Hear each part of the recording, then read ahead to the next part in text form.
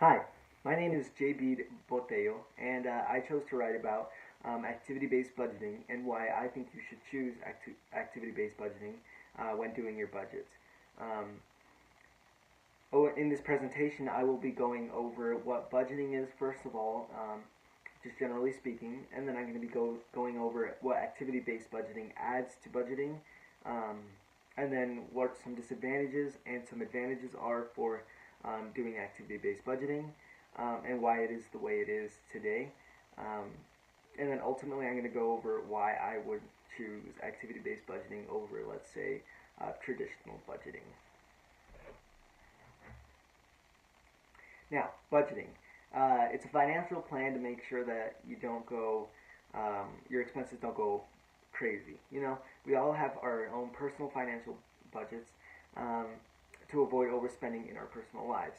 Well, companies do the same thing, but their primary focus as a company is to make money.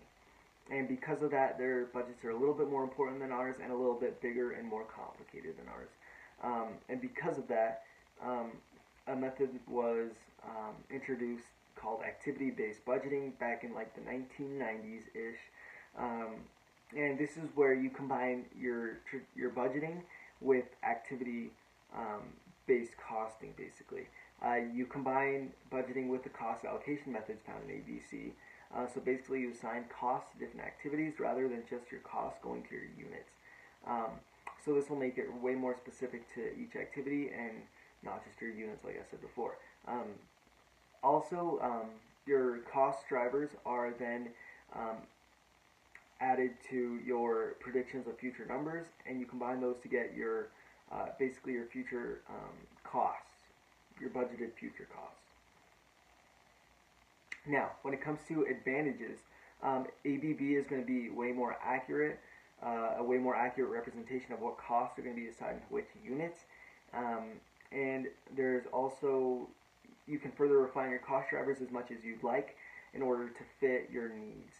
So basically, the more you refine your cost drivers, the more precise your number is going to be in terms of what costs are assigned to which activities and so forth. Um, Activity-based budgeting also predicts demand for certain activities and usage of resources, and it budgets based on future numbers. So basically, like I said before, it takes your cost driver, applies them to future numbers to get your future your cost budget, basically your budget. Um, this will in turn make your numbers way more accurate, and in turn will also fit the upcoming quarter much better than, let's just say, using purely numbers from the past. When it comes to disadvantages, activity-based budgeting requires a solid understanding of the company and possible activities that can be that cost drivers can be assigned to. This can make it really complicated because there's a lot of activities going on, a lot of in all these companies, and it's hard to decide what cost drivers will be assigned to which activities. So that'll make it complicated. This means that a lot of resources will have to be expended in order to accomplish activity-based budgeting. It's time consuming because it's so complicated and can be expensive. This is why a lot of companies aren't using activity-based budgeting as much and are still traditional budgeting is still trending over activity-based budgeting. But in the end, I believe that if the company has the resources to do this, it can be a really helpful tool to make your budget more and more precise and more accurate to your needs. This can help executives and managers plan for the period ahead. If management understands this method, and then they will be able to use it to better manage based on activities, drive new initiatives, and move departments in the direction that they should be going.